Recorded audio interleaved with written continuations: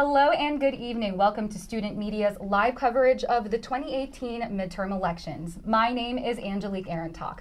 I'm a communications student here at George Mason, and I'm general manager of Mason Cable Network. And I'm Alex Shedd. I'm the editor-in-chief of For the State. And I'm Tim O'Shea, Secretary of Government and Community Relations for Mason Student Government. Awesome. Now that we've gotten ourselves introduced to you all, the viewers, we're going to go ahead and take a look at the docket that we have for tonight's broadcast. Throughout the broadcast, we're going to be having sit-down interviews with folks from Mason Votes, Roosevelt at Mason, as well as the Schar School of Policy and Government's Professor Victor. Throughout the broadcast as well, we'll be featuring some of our exclusive interviews with Pat Ferguson from the Fairfax County Office of Elections, as well as Dean Mark J. Rozell of the Schar School of Policy and Government. Now, earlier today at Merten Hall, we were able to interview some students who just finished voting for this midterm cycle. Take a look at what they had to say. So we're here at Merten Hall on the campus of George Mason University interviewing students about the 2018 midterm elections. We're asking students who they voted for, why they voted for those candidates, and what issues brought them to the polls. I voted for Tim Kaine and Connolly. I voted for Senator Tim Kaine, and I voted also for Jerry Connolly. I voted for Corey Stewart. And what about for the House of Representatives? I voted for Dove. I like Libertarian a lot more, but like Republican and Democrat, you know it's going to go either way. So I voted for Kaine. It's really frustrating to know that your party doesn't stand as high as everyone else's, and there's other people that I would have written in, but it's just kind of hard to it's not going to count. What issue brought you to the poll? What was the one issue that you really needed to come to the poll and have your voice be heard? All of them. I feel like we need to turn the House, so I feel like it's our duty. Just what the current administration is doing. I really want to see more of our seats filled by Democratic candidates because I think that they will push a better agenda and help block some of Trump's policies. So President Trump just released an ad that showed the caravan coming through Mexico heading towards the U.S. It got a lot of pushback. A lot of people called it racist, a lot of the cable news networks, stuff like that. Did you like that Trump made that a specific issue about this election, the whole caravan situation?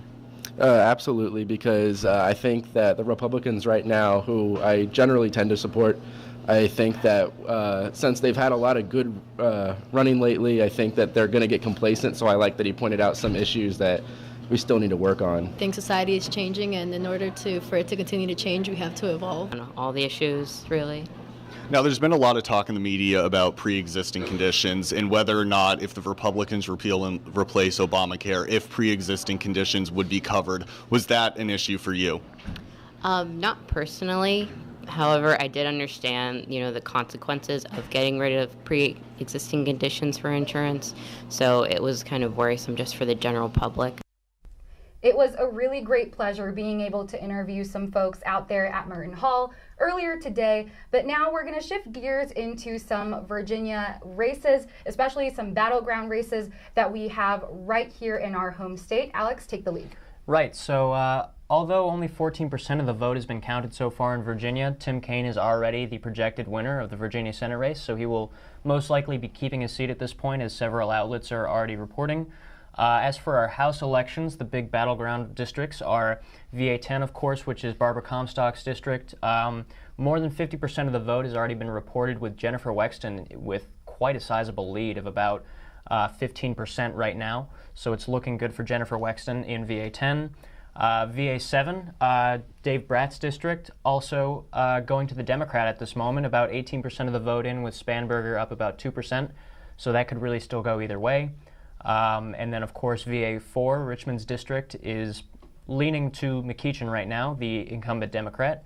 And then VA 5, where Leslie Coburn is taking on Riggleman, is leaning towards the Republican candidate right now. So we're going to keep an eye on these. There are already quite a few results in.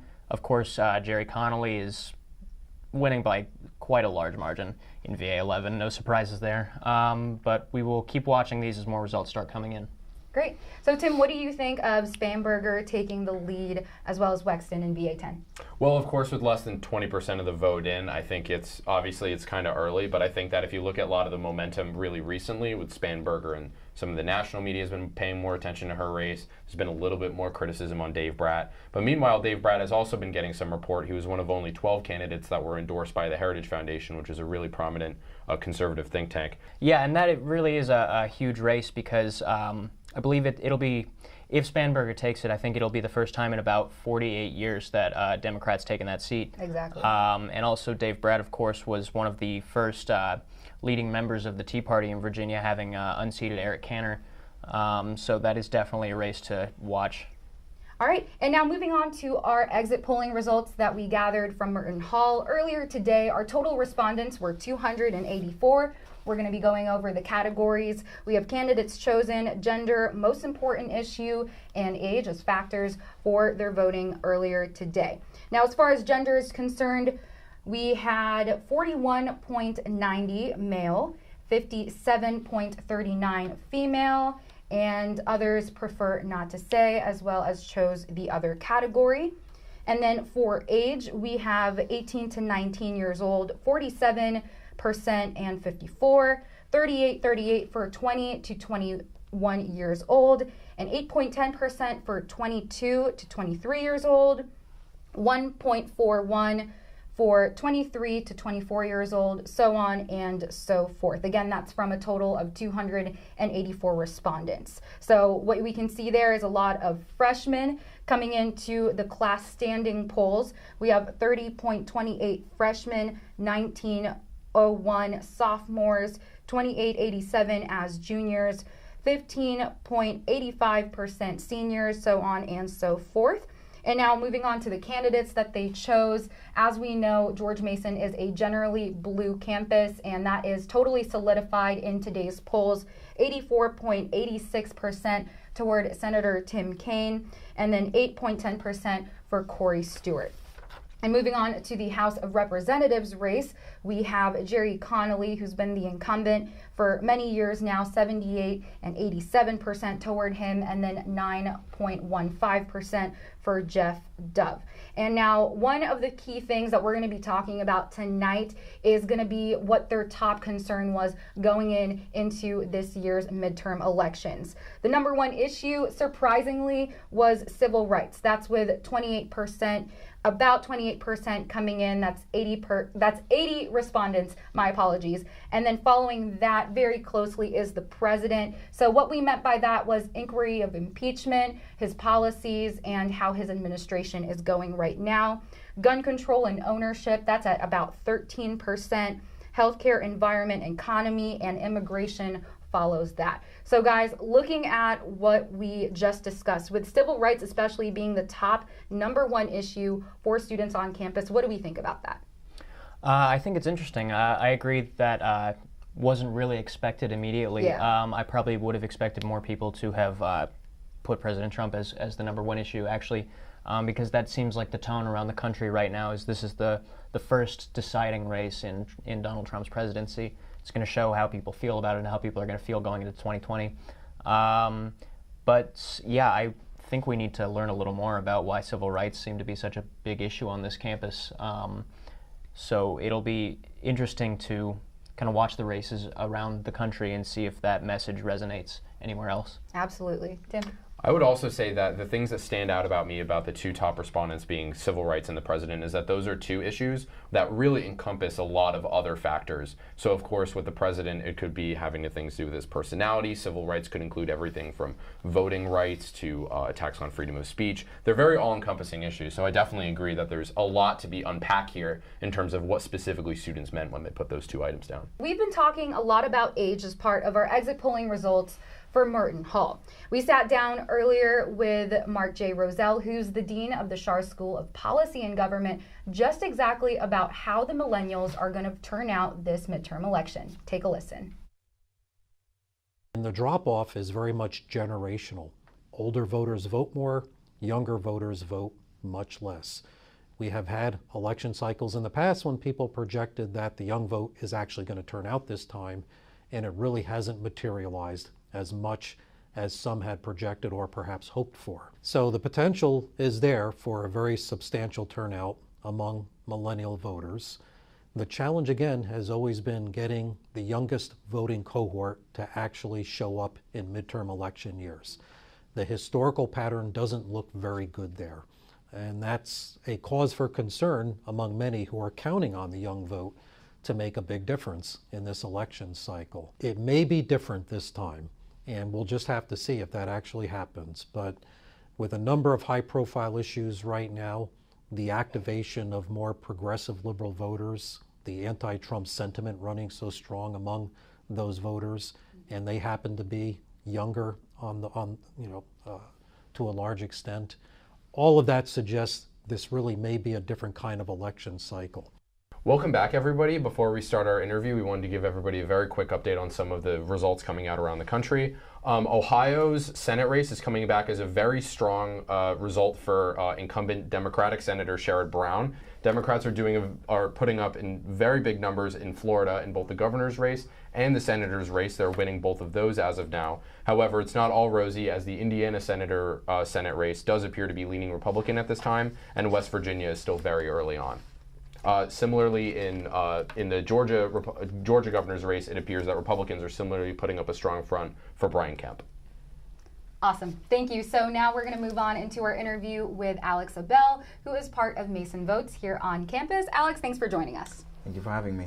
Awesome. So tell us a little bit about what is Mason Votes. So Mason Votes is a university-wide initiative that encompasses Mason's administrator and the whole student body.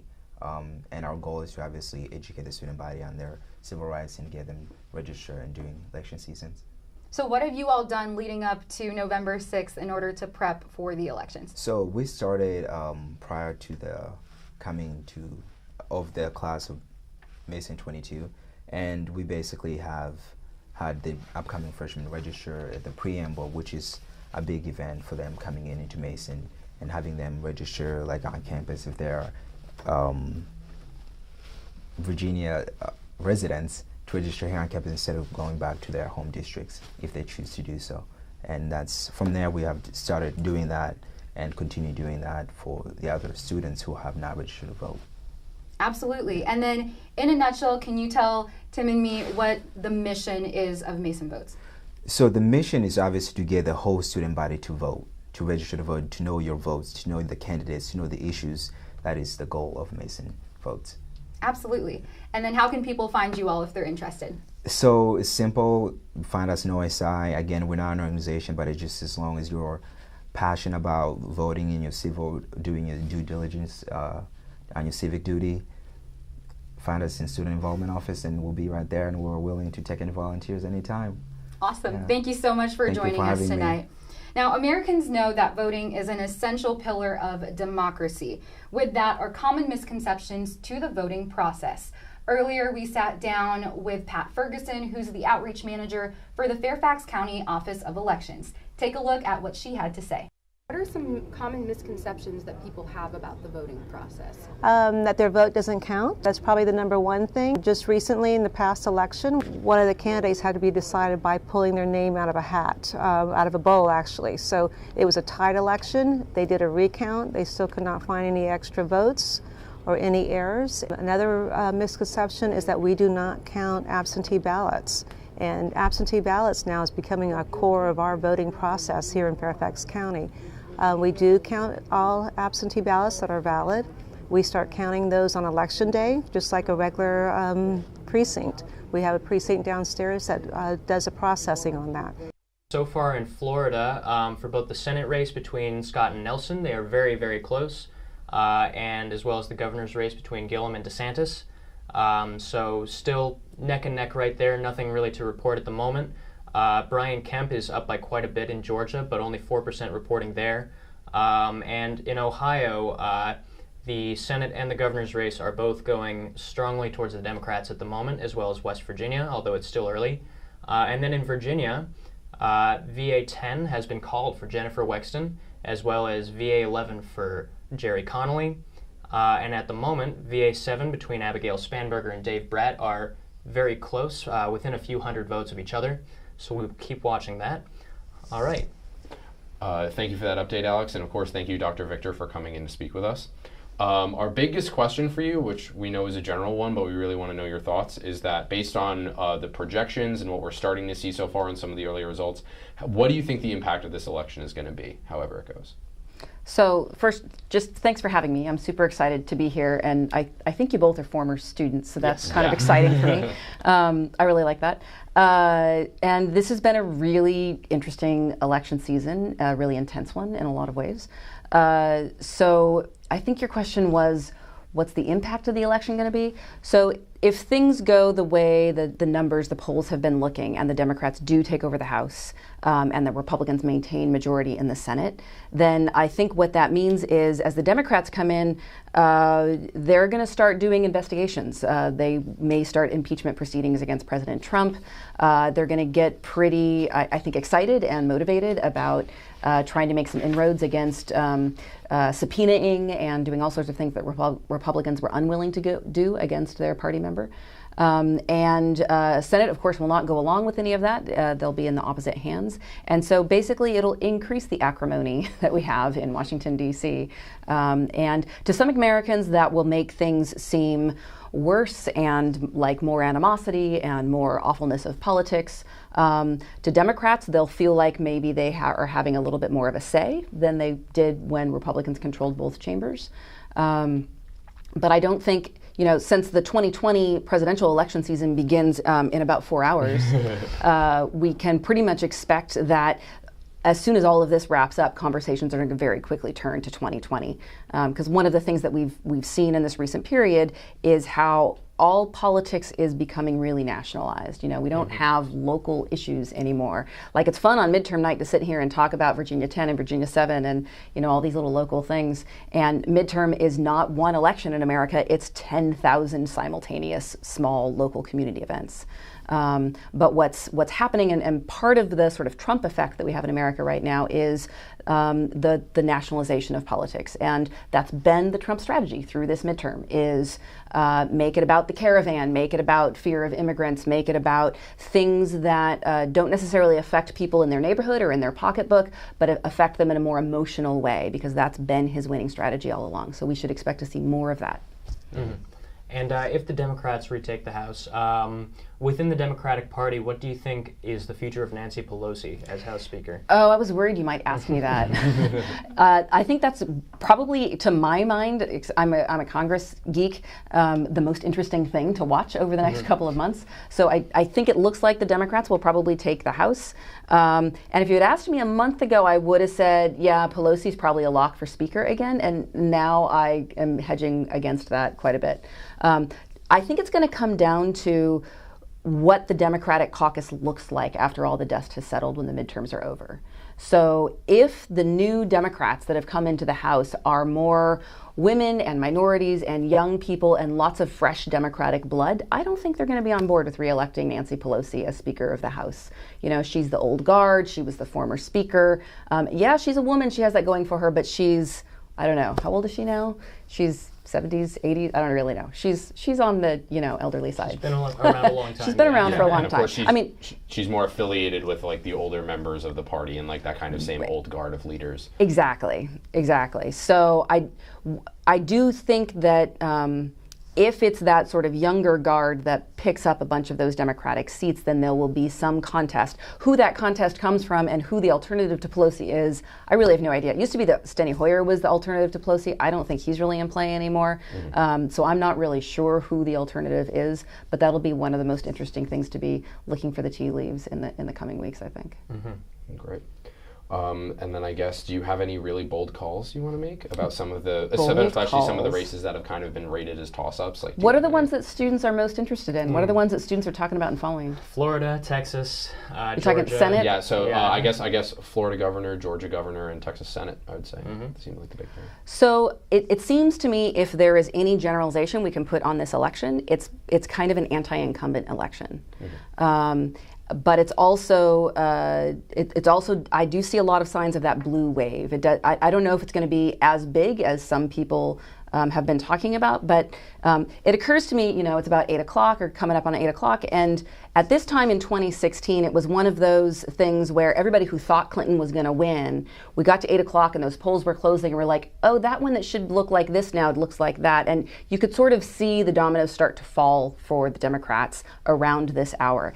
And in 2018, at the same time period, the things that would be falling for Democrats if they were falling apart aren't falling. Like, it's too early to say anything. It's too early to say, yes, this is a blue wave or it's going to be a big, huge win for Democrats. But the boxes that the Democrats would need to check in order to build the building blocks of that blue wave do seem to be building. So it's still a possibility that that's what we're looking at tonight, although it's still pretty early. It seems like that's the direction that it's going. I suspect Bill Nelson will maintain the seat, the Senate seat in Florida. Last I looked at the polls, it looked to me like Ted Cruz would probably retain his seat in the Senate in Texas. What was the other one you said? The Georgia governor's race between Brian Kemp and Stacey Abrams. I think that is one of the most interesting races in the country right now, especially with all of the bizarre irregularities in voting administration that's been going on in Georgia, and especially in this post-Voting Rights Act period that we've got now. And you just can't look at that race outside of the contextual history of voting rights in Georgia. Mm-hmm. And at the same time, you've got this amazing history-breaking potential first female African-American governor in the country, with Stacey Abrams, versus a Republican governor candidate who's also the Secretary of State, whose job is literally to administer elections. There's just so many bizarre things going on in Georgia right now. The polls have been really close. I think it's hard to tell. The turnout particularly in the suburban areas in Georgia have been looking really strong. I'm guessing that means Abrams may pull it out. However, I have to say I'm a little bit concerned just from a democratic legitimacy, sort of democratic theory standpoint, that if Kemp wins, that all of the claims about voting irregularity will come to haunt that race, and that there will be a number of Democrats who simply don't accept it, who don't accept the legitimacy of the outcome. And that, for a political scientist, that's like red flags all over the place. Like, it's, there's your team wins, your team loses, like this is how the game is played. But when you get into the territory of people not just losing, but not accepting the election results, that's the beginning of a decline towards authoritarianism. Like, that's the end of democracy, right? Like, at the end of the day, all that matters is that the little green pieces of paper in your pocket, we believe they have value, and the only reason they have value is because you believe it. And the same is true for democracy. The only reason those election results have meaning and have value is because you believe they do. And if that belief is gone because of some of these irregularities and the investigations that are going to come out about it, then it's going to be sort of an interesting state to see what happens from there. All right, well, on that very cheery note, thank you so much for coming in, Dr. Victor. That's what you get for inviting a political scientist. For everybody watching, stay tuned after this commercial break, and you're still watching Student Media's live coverage of the 2018 midterms. All right, and welcome back to our live election coverage. Before we go into our next interview, just a quick update on the national polls. Early results from Texas and Missouri now coming in. Nothing really to report there yet. Florida is about 80% of the vote in, with Nelson and Gillum both in the lead, so looking good for Democrats in Florida. Georgia, not too much of the vote in yet, about 10%, but Brian Kemp does have a pretty strong lead in Georgia. As for Virginia, once again, VA 10 was called for Jennifer Wexton. VA 7 between Spanberger and Brad is still neck and neck, and we just learned that in VA 4, McEachin is now the projected winner, as well as VA 5, Riggleman, the Republican candidate, will be projected to win that race. All right. Thanks for the update, Alex. And now moving on to our interview with Sayi Peth. She is part of Roosevelt at Mason. Sayi, thanks for joining us. Thank you for having me. Awesome. So before we get started on an interview about Roosevelt, we wanted to get in on some of the key issues that we discussed about earlier with our exit polling results from Merten Hall. So two of the top issues brought up was civil rights and President Trump. What do you think about that? I kind of think that when you look at President Trump as a key issue, it kind of encompasses all of the frustration and all of the feelings that our country has been feeling, or even George Mason as a community has been feeling towards a lot of issues that go under the term, President Trump is like an umbrella for a lot of key issues. And I think so is civil rights. I think Mason as a student body and as a campus is very passionate about change. I think it's because we're so close to DC, we're so passionate about change. But from my experience working with Roosevelt and working with Mason Votes, I realized that this campus is full of people who care about other people and who care about civil rights and who care about equality and things like that. And I think those two key issues being top two really tells us that. Absolutely, and I love that perspective about how you really turned it into the Mason students. So tell us a little bit about what Roosevelt at Mason is. Yeah, of course. So Roosevelt Institute is more of a national institute. We started the Mason chapter a couple of years ago, and it's basically a policy-based think tank, and we encourage students to write their own rules. We say that we're the people who write our own rules, and then we have to reimagine how rules are written, right? Because not a lot of policy these days is catered to the majority. It feels like a lot of policy written out of the Virginia delegate, the House of Delegates, it doesn't cater to us as students. So we are the people who write our policy. We're a nonpartisan policy-based think tank, basically, and we want to empower our students. We want to support them as much as we can to encourage them to write policy, introduce the policy in Virginia State Assembly, even in the federal government. I think our scope can be as high as we want to be. And since Roosevelt is such a national institute, we have that scope and we have that power to make the change happen. And it's not just writing policy, it's about hosting events, it's about hosting a panel, it's about writing a blog. Anything that gets your ideas out there and anything that tells people that you're passionate about policy and any kind of policy change, that's what Roosevelt is here for.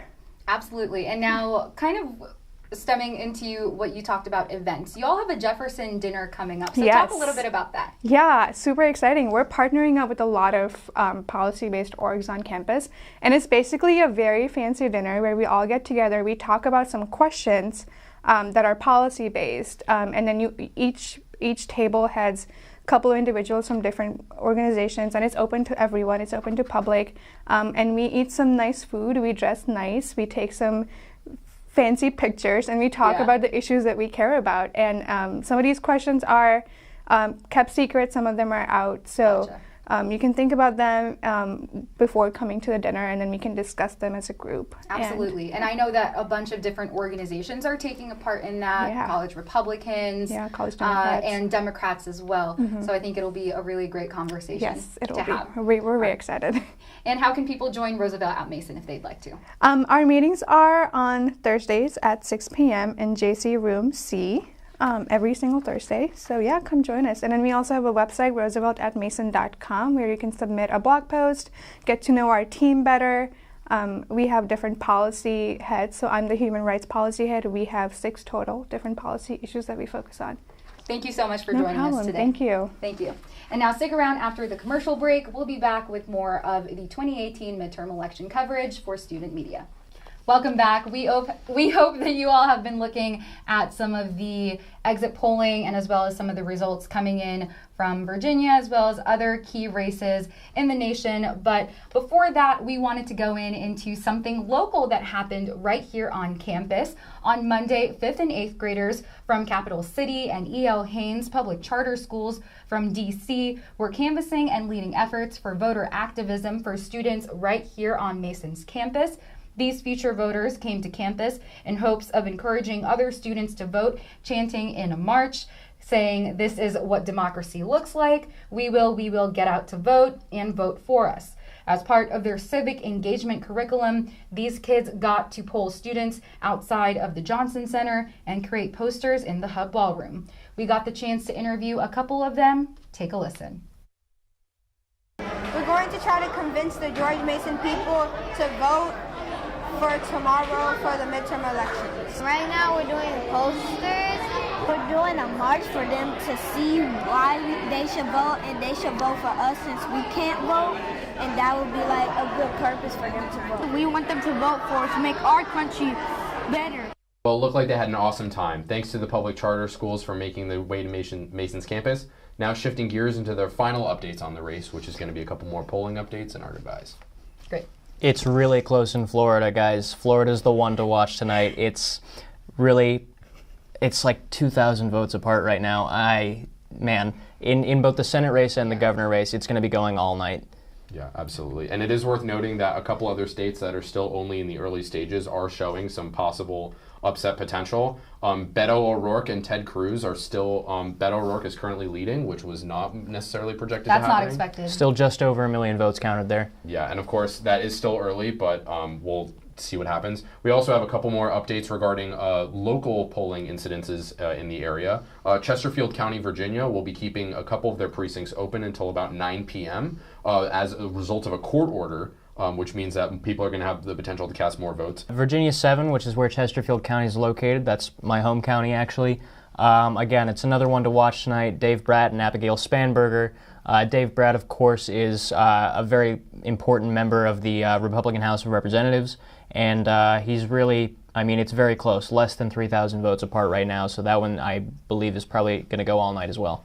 And now for my home district, which is District 10, which features Wexton and Comstock's battle. Right now, Wexton looks to be the projected winner, which is, quite honestly, living in that district for 10 years is quite surprising, just because Barbara Comstock's had the seat for many years. Yeah, that was supposed to be a toss-up. It's looking like a landslide for Jennifer Wexton. I don't know what she did, but she did it right. Yeah, apparently so. Okay, and now moving into Georgia. The governor's race with Stacey Abrams, I believe Brian Kemp is leading, if I'm correct? Yeah, still less than, they're around 12% reporting, but Kemp has a pretty commanding lead of over 30% so far. They have not started counting some of the more prominent, for instance, they haven't started counting Atlanta or some of the more urban counties, so this is another one that's probably going to go all night, but the early indications are that Brian Kemp does appear to be in the lead. Right, and other key races, just to mention briefly, Indiana's been counted for a while now. It's looking pretty good for the Republican challenger, Braun, which that was also supposed to be a very close toss-up, so it might not be so good for the Democrats tonight in Indiana. Additionally, Ohio has been called for the incumbent Democrat Brown. Tennessee, still pretty early, about 14%, but at the moment the Republican Blackburn is winning by quite a bit. And then Missouri, again, still very early, but it looks like Claire McCaskill is starting off a little bit faulty. Mm-hmm. And also speaking on the Midwest, as we were talking earlier, the Democratic Senator Joe Donnelly does appear to be having a very hard time maintaining his seat. With 46% reporting, he is losing by about 150,000 votes at this point in that Indiana Senate race. Now, some of these races are a little bit uncertain with only a fraction of the votes coming in, but it looks like Vermont goes to Sanders once again, as well as Massachusetts for Elizabeth Warren. What do you all think of that, considering that they are two of the potential 2020 candidates? That's probably the least surprising results I could think of tonight. Bernie Sanders and Elizabeth Warren, come on, nobody thought they were on their way out. But yes, speaking of 2020, I know it's still a lot of stuff going on here with the midterm elections, but if I were to make a projection right now, I think those big progressive senators are going to be the immediate front runners. Talking Warren, Kamala Harris, Cory Booker, and then of course if Joe Biden decides to run, I'm sure he'll be an early front runner as well. I think that these midterms are really important for the Democrats because if they don't manage to flip the House and they don't manage to flip the Senate, which House is looking good so far, Senate maybe not so much, it's going to be an uphill battle for whoever wants to run in 2020. Yeah. I will briefly play devil's advocate on a lot of the counts about, Bernie Sanders and Elizabeth Warren and some of those old guard winning is like a lesson for 2020, because I will say that, especially if you look at how intense this midterm cycle was, I think some of the incoming, if there are new Democratic senators that enter, or even some of the other more prominent Democrats that might be able to win a race tonight, I think that really puts them in terms of name recognition on par with a lot of possible candidates going into 2020, and I wouldn't really count out a lot of the prominent voices that we've heard in some of these races. Absolutely. So kind of going into that 2020, what are we seeing as far as a forecast for both the Republicans and the Democrats? Again, it's hard to say without knowing the results of tonight. Of course, I think Donald Trump is going to run for re-election. I know there was some talk about him possibly not running. I think that's frankly silly. Of course he's going to run. It's really, I think, personally, in my opinion, I think the Democrats to take on the White House need to build and really rev up their populist, more progressive base. I think the young voters in this country are kind of tired of seeing the Clinton middle ground in the Democratic Party. So I'm excited personally to see which of the potential candidates can really muster that up. And Tim, any opinions on some 2020 candidates? I honestly think that there will be somebody who is on the debate stage for the Democrats in 2020 who we are talking about tonight. And even if they don't win, right, like there are still a couple very prominent Democrats who've gotten their voice out there, whether it's Andrew Gillum, Stacey Abrams, Beto O'Rourke. I wouldn't really count any of them out, especially if one of them manages to pull off a win tonight. I agree that obviously they'll be going up against Donald Trump in 2020. Some of the analysis I've heard indicates that basically in the event that the Democrats can't retake the House tonight, that would probably be the watershed moment for a lot of people to say they want an outsider in 2020 to lead into something like a Michael Avenatti, who might say we need to do something other than what the Democratic Party has done. I think the pressure's on for the Democrats to produce tonight because they've pinned a lot of their hopes on this big blue wave. And I think a lot of their voters are going to become very, very, very disillusioned in the event that they can't really deliver tonight. Absolutely. And before we get too carried away, I would just like to mention again, it looks like both the races in Florida are just about 50-50 right now. Yep. So could be looking at a potential recount there. Interesting. Well, on that note, we'd like to thank every single one of you for tuning in to tonight's broadcast of the 2018 midterm elections. We also want to thank everyone who helped organize and promote this event. Thank you all and have a great year.